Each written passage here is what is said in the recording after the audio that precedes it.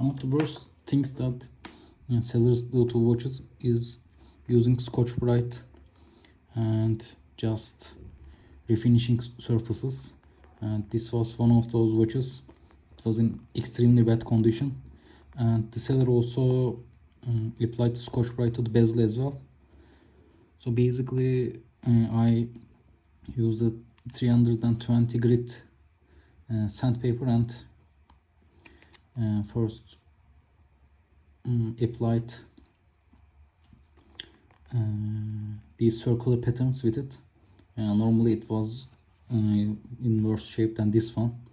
You could see these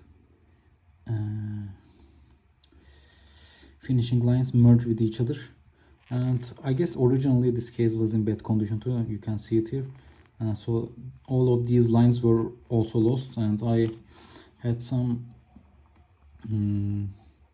micro mesh mylar paper from Gluet pens from my fountain pen times, and I managed to bring some definition back to the edges as well. Basically placed the mylar paper on a flat surface and just applied it along these lines, and I think this turned out great. Now this watch has been bothering me, and every time I bring it out it bothers me again. These cross lines are very dizzying, but other than these it's in very good shape. The case back is also probably good, very good candidate for restoration because it's scratch, but the scratches are all surface scratches, so even those who do restoration just refinishes these without laser welding, because laser welding, I mean, even if you laser weld you remove some material, so it's always a material removing process, and they actually remove an extreme amount of material. And with my approach I actually don't remove much material, I just redo the finishing touches, and this case is actually in very good shape. I mean, all the lines are there, just it's another case of a seller applying Scotch-Brite before I sale. And I was actually not going to do the sides, but you can see another merge here, so I'm going to do the sides too. Now one different approach I'm going to do is that I've cut these sandpapers with my new laser engraver, and I've cut them in the shape of the bezel so that it's easier to apply. Normally I was just doing it by hand, and with this method you don't need a masking paper because you use the flatness of the sandpaper, and basically this is at an angle, and if you apply it along that angle it doesn't touch the sides, so basically it's one property we use here.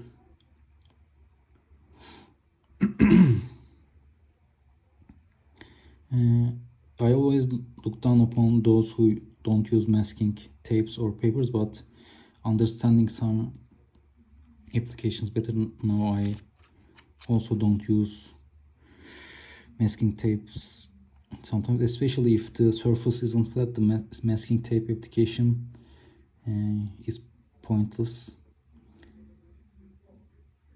I mean, even if I mask it, it could mask an area that needs to be sanded.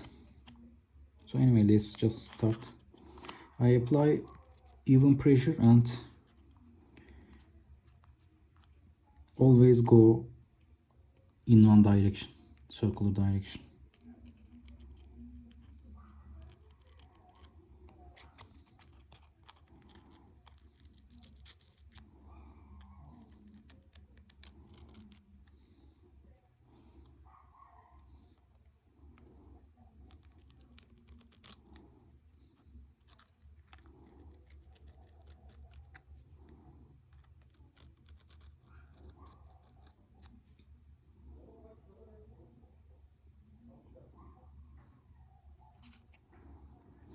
On the earlier watch I've shown, I actually removed the crystal as well and very gently polished the bezel, so even though you can see those lines, still it's more like a regular wear. And I think just imitating wear here too, maybe with something like this, could yield the best results, so it would just look like worn and not just freshly repolished, and mimic regular wear and maybe restore original worn looks.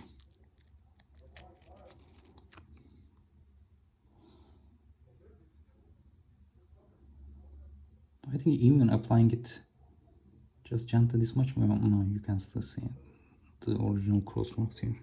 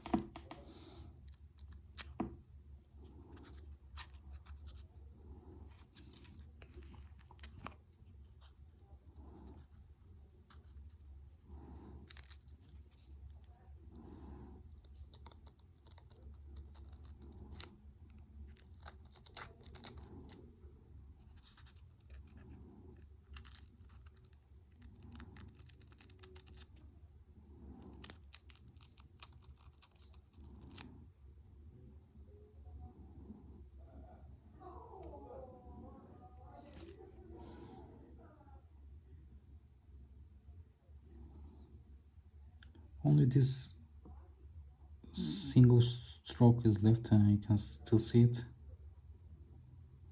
I guess it's deeper than I thought.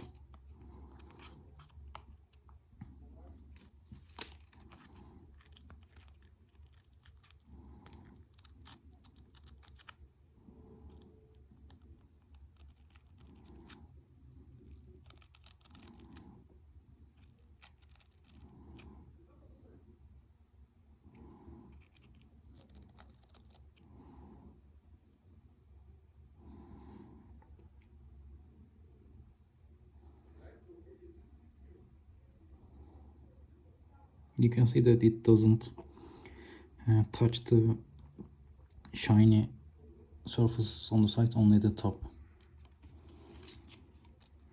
And to be honest, it does make these circular patterns well, this cut sandpaper approach. Yet it's easier to use just a flat sandpaper and use it, and I see that I now have to make a lot more of these because this one is bent and it's no longer getting a good grip, and I have to use this one too, so I probably have to make a lot more of these. So I will just go off camera a bit, work on the watch and turn back.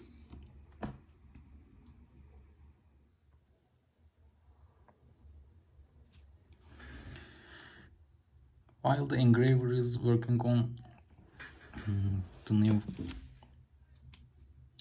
papers, I almost finished the sides. I finished this side and I managed to erase some cross lines here too, and I actually quite like this new method as well. I apply this side first to soften it, and I apply it carefully because since this is a sponge, it can actually touch the side as well. And then I use this side to even more soften it. This side is for polishing, and as a result it produces a very soft finish instead of a harsh finish like this one or these. and it looks almost warm, so it kind of mimics that polishing that life does to watches.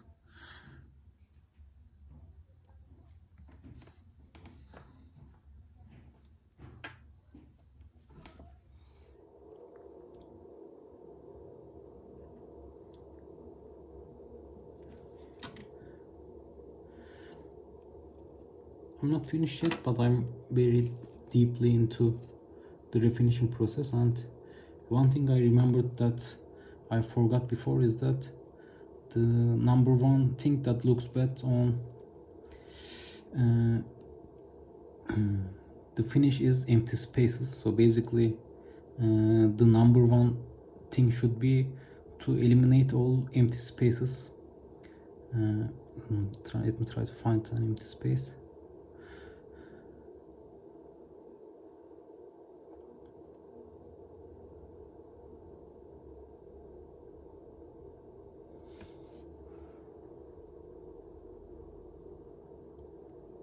For example, you can see on the bottom right lug there is something like a scratch. Basically that's an empty space, and I'm going to hit that empty space too, just right here.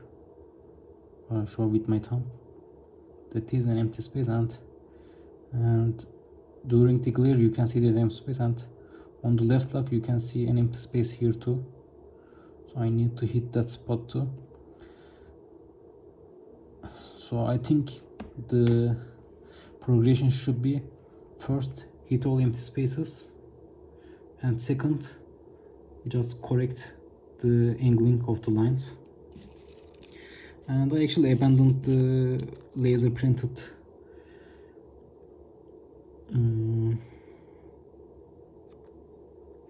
sandpaper idea. I'm doing it manually with hand, and generally I try to mimic the direction of the bezel with circular motions.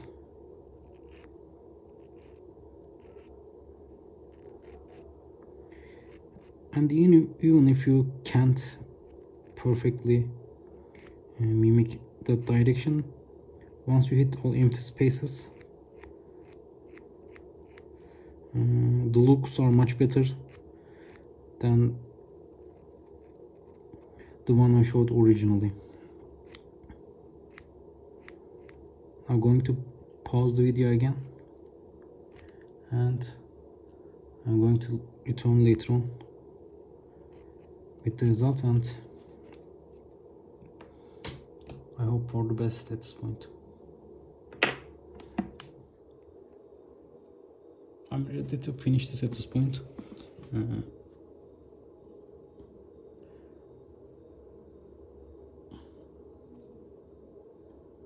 It's not the best case I did by hand.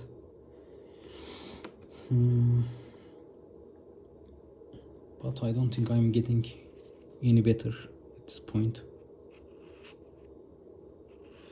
And I'm going to use this softening method and just soften the lines a bit.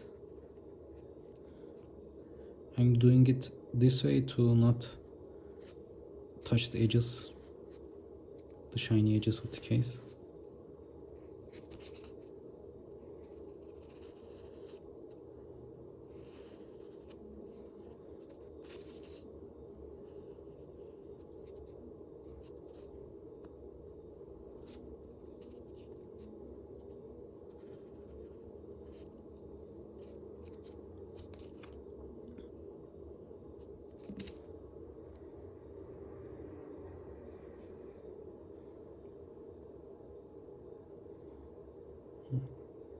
And I will show the final result next.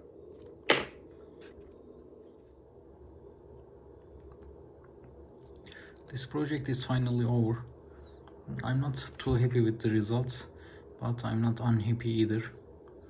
The one main problem I have is forgetting what I've discovered earlier on, and that was just hitting all the empty spots first and then do the line correction.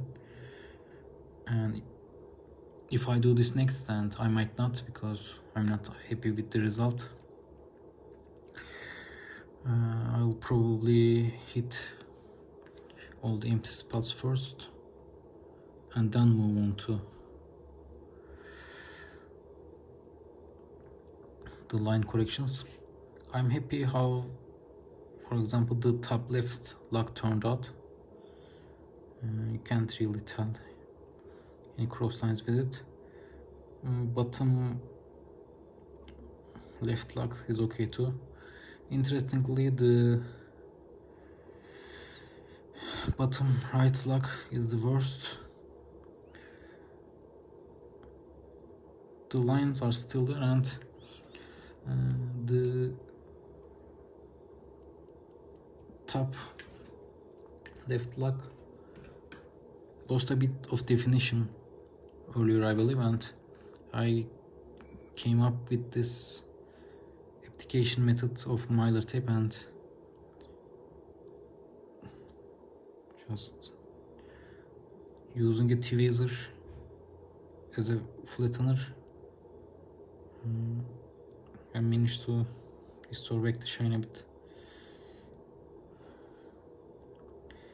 If this was very successful, I was thinking of moving on to the white gold case and maybe doing it and restoring it a bit. The Mylar method is good, and that case lost its shine on the edges. But I'm not too happy with this. One bright side is I have a replacement case coming, a steel case, so I can just replace this case if I want to, and I'm happy with it. It definitely doesn't has that disturbing and confusing reflections anymore that it had before, but it definitely could have been better. It's not like restored back to the original state. And another important thing to repeat is that refinishing is always a process that removes layers. Even if you laser weld something, you end up removing more. You remove layers and layers, and the remaining watch is always less and less. And doing it by hand, you don't actually remove as much. I mean, on a lathe you can just press once and you probably remove, let's say, 5 or 6 layers, and I think what I did only removed 1 layer, so I consider it a safe operation compared to a refinishing job, and I think it patched the problem, and it was a good patch, but it wasn't the solution. But I also didn't create the problem. The problem is refinishing the case and doing a bad job in the first place. I wish we could always buy things in original form, and the worst thing that happens is an amateur finishing job with a Scotch Brite, as you have seen. I don't mind professional refinishing all that much. Let me bring one watch.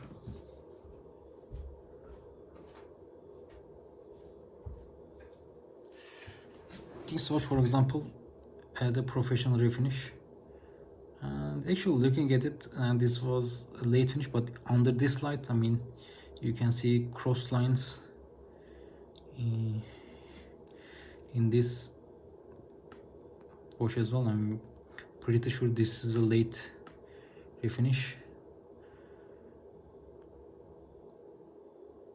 So the main trigger is obviously my light that makes all imperfections visible. I mean, when I received this watch, I thought it was perfect. I only noticed the cross lines under this light, so I guess it's good to work under this light to strive for perfection. But at the same time, I mean, before this video, I didn't even notice these on this watch. I thought it was the perfect refinishing job, but obviously it isn't. You can see emerging here. I mean, mine is, I guess, the same. Not better, not worse, but definitely not worse. So one thing that I conclude myself is, at this point in time, don't get watches refinished, because these watches are cheap. All watches are cheap. They didn't gain any value yet, but if they gain value, let's say they go tenfold or hundredfold their value, then the industry is going to be propelled forward incredibly as well, and we can easily then find people who manage to do the original refinishing one-to-one. This is also an interesting watch, because there is some residue left under the crystal. I'm probably going to work on this watch next and just remove that residue, but I'm happy with its refinishing job. I again wish it was left original, and maybe it's a good idea to find a case toner for it. It's such a special dial in untouched form.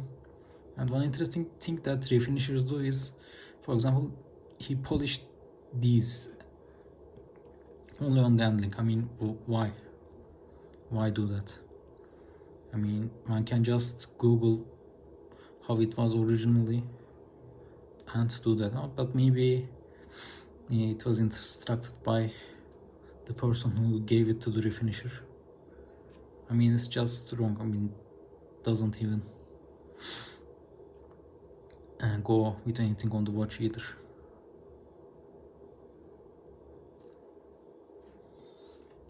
So this concludes this video. I mean, no matter what you do, you can't just go back to the old glory, and I much prefer worn watches to refinished watches. For example, this one.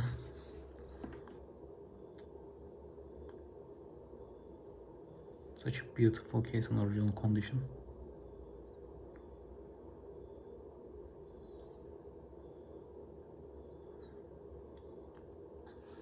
So that's it. Thank you for watching, and have a good day. Hi everyone. Before publishing the video, I decided to do a quick follow-up. Actually, I'm very satisfied with the result now in the morning. It looks almost like a new stock case in regular lighting. And as far as I better understand, things are more shocking when you shine an honest light onto watches. I mean, this case now looks better than the professionally refinished case done in UK. And the problem with regular refinishers of this day is, if you look at the size, and you can see that they are, yes, shiny, but they are soft. The side to side switch is a soft switch. I mean, maybe if you look at the round edge numbers, and it's something like 0.05 millimeter, and it actually needs to be 0. It needs to be a perfect triangular switch. And if you look at this, even though it was hand refinished, in the end it was possible to improve it and still keep that sharp switches. This is a very sharp case now in this average lighting, but look at the professionally refinished case. You can notice that the sides aren't flat and sharp, they are actually soft. So ultimately I am very satisfied now. And it's a bit like making a dessert yourself, and I can't eat the desserts I make myself. And the process is very long, and after it's all done, I'm very bloated even before eating. and people who eat my desserts actually like them, but I don't like it. So it's a bit related to that. When you go through that hellish process and go into the depths of hell and come back up again. So partially my shock was from the process. It's very stressful. Anyway, thank you for watching.